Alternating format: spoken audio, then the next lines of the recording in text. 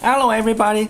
Last time when I was sitting in front of this stack of stuff, vintage equipment, I have mentioned something that I would like to explain. That was probably 2 weeks ago when I did the other video about the vintage equipment and why I collect them. And I have mentioned one thing, and I said there were a general consensus that in the vintage era in the 70s, 80s, with all those Japanese brand name, mid-5 brand name, the mid to low level of the integrated amp receiver are usually the sweet spot or sounds more sweet than the higher power model. In the early 70s, when there were the lowest model, which is an entry-level model, they use a single rail. Then I'm not talking about that part. I'm talking somewhere between 75 to 90s. And the smaller model, usually around 30 watts to about 60 watts are the sweet spots on those receiver integrated amp. I'm just going to call it integrated amp or receiver from now on. And the higher models, like 90 watt to 100 watts, are more like big power, sound effect, authority, bass type of things. So why people in general are calling the mid to lower model usually is a sweeter sounding. To me, sweeter sounding is a little bit more musical, more closey, more intimate. It will still produce bass, but it's not a loud, big effect bass that the higher power can handle. So why is that? In my opinion, there are two major things. There are many more, but two major things in the amplifier that produce the sound signature. The first things are actually more important, but not today's topic. The first thing is actually the gain stage. But the gain stage on those series of amps are usually the same. So why is the higher models are more powerful, sound more powerful, bigger, grander, more spacious, and the smaller models are more intimate, more closely?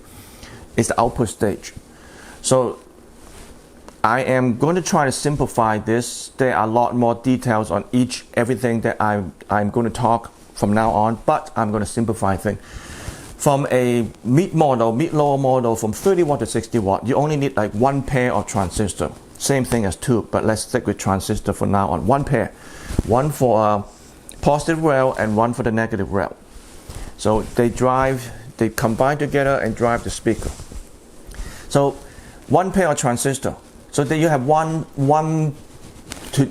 each to deal with. Okay, so when the input stage driving the output stage, you have one each to deal with.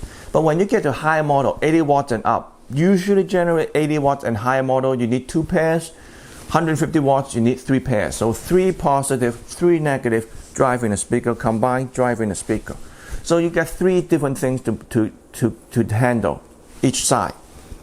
I'm not talking about left and right, it's talking about positive and negative. So I'm just talking about single channel. So three transistors compared to one transistor. And those three transistors, it doesn't matter how super match it is, they still different. That's what called tolerance. You have tighter tolerance or looser tolerance. And in those amps, they are not designed to have tight tolerance transistor because of the manufacturing cost. The tighter tolerance, the higher the cost, because you got to test each transistor before you put in. So the design circuit that are allowed to have looser tolerance transistor. So looser tolerance transistor is like they're not quite matched. So let's give me an analogy as reservoir, flow rate, and speaker. An amplifier produces voltage and current. The voltage is maintained the same. It's like the reservoir level is that high. You want to maintain that high from the upstream, which is AC power, to fill the reservoir. Always fill it that high. But that level is fluctuating a little bit up there because the AC level is not able to replenish the level of water fast enough as the drain goes. So let's move on. The water itself is the current. The level, which is a pressure, is voltage. The flow rate is how much current or how much water that the speaker demand. The water pipe, the diameter of the water pipe, the bigger the pipe, the more current it needs, that means the lower the impedance. If your speaker have low impedance, the pipe need to be bigger to maintain. Lower impedance means bigger the pipe, more water flow through to maintain the water level, same pressure. And the sensitivity of the speaker, I would see that as the angle of the chute. The higher the angle, the farther it shoots, the louder it gets with the same amount of pressure. But that also means the higher it shoots, it can see back the impurity of the water flow and the pressure. So it's all about matching, but that's another topic. But why is the high power, more transistor at the output sounds bigger, but at the same time doesn't sound as intimate, or maybe as not as delicate as a one pair transistor? That's something to do with the impurity or mismatch of the output transistor. The more output you have, the less chance you'll be perfect match. But if you only have one transistor, you don't need to match. So what it is. So what is matching transistor? The tolerance of the transistor, the current gain, the HFE. HFE, you can look it up, but I'm not trying to get technical on that one. So consider the impurity or mismatch of the transformer is the debris of the transistor. Impurity of the transistor, mismatch of the transistor are the impurity of the transistor, which is the water tap. You get multiple water tap on the flow of the water pipe. Each tap is the transistor. So your tap is not perfectly matched. So there's a debris inside the tap that causes the transistor mismatch. So how are you going to clean up all the debris? Impossible. So you have to have balancing circuits at the output of each transistor to compensate. Not match again, but compensate the mismatch, which is kind of like a flow rate valve to equalize each water tap flow, each transistor flowing out, so they match at the output. Otherwise, each transistor are driving the other one back. That will cause problem. So that's another day of topic of another day. So the problem of having more transistor is the mismatch problem. But the advantage is it will able to drive a lower impedance speaker, which has a bigger water pipe. You need more water to flow through to maintain the voltage. But if you don't need that, if your speaker don't need that current, that much current, you really don't want to have a big amp driving a speaker that doesn't require that much power or current, mostly current. Power is V times I, which is voltage times current, but mostly current that you need when you need a high power amp to drive speaker. So when somebody looking at the amp and saying like you have 30 output transistor in parallel, must be really good and muscle amp. Yeah, it is muscle, but it's more like for sound effects and music, in my opinion. A musical amp is as little transistor as possible, which is down to one pair. There are exceptions. If you're trying to parallel two pair to meet what you need, I can accept that. I myself have designed amplifier all the way up to 600 watts, but I prefer to stick with 150 or lower. And 220 watt to 250 watt is maximum I would go without making too much noise of myself. So my sweet spots are actually somewhere between 50 watts and 125. I personally prefer 65, 75. But there are different requirements, and if you go for home theater, you want that big boom and bang, then there are plate amps that you can buy, you can active subwoofer you can buy. That's a different story because the amps are right at the speaker, the amps are designed for the speaker. A lot of those amps that don't even amplify full range, which save a lot of power.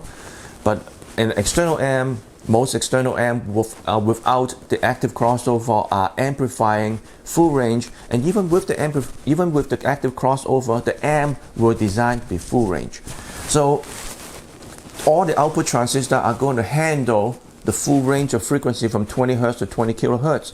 So the more transistors you have, the more mismatch you have. That's a disadvantage. But if your speaker needs the power, then you're going to buy a bigger amp. So when people say like, well, you only have 95 watt and I have 105, and well, most of the time I just keep my mouth shut and walk away because it doesn't make any sense. But if they like it, that's their game. But I don't know. I want to get into that argument. It just not make any sense. If you're talking about 50 watt and 100 watt, it's still only a 6 dB difference in sound volume. If your speaker needs that 100 watts, you really need the current of the 100 watts. It's not a voltage of 100 watt. But if your speaker don't need it, then why bother to buy a big amp? Now, if you have an amp already, and then you have another pair of speakers come in, yeah, hook it up, no big deal. It won't damage anything as long as you don't turn up the volume too much. It won't damage anything really. But is that a perfect match? Probably not. So if you're looking for a perfect match or close to perfect match, or at least aim to perfect match, most of the people cannot do what I do. I have a pair of speakers. If I don't like it, I actually design an amp to make it sound good. Most people can only go out and find an amp that actually make it sound good and try to match the speaker to the amp as good as possible. So understanding your speaker, then you look for an amp. But if you have an amp already, then look for a speaker that actually matches the amp perfectly. One way or the other works. It's to me, because I design amplifier electronics, it's more fun to give me a pair of speakers that people don't think they sound very good, or they sound very good for only a specific type of amp. Then I have fun to actually design an amp to make them sound better. I've done that before. There's a brand name that I usually use. I used to use a trade show a lot, and it's semi-considered high-end. Some people consider very high-end. They do sound very good if you have the right amp. But in my opinion, most people use the wrong amp to drive those speakers, and they sound brutal. They do sound fast, but they can't sound harsh. But if you use the right amp to drive them, they sound really, really, really good.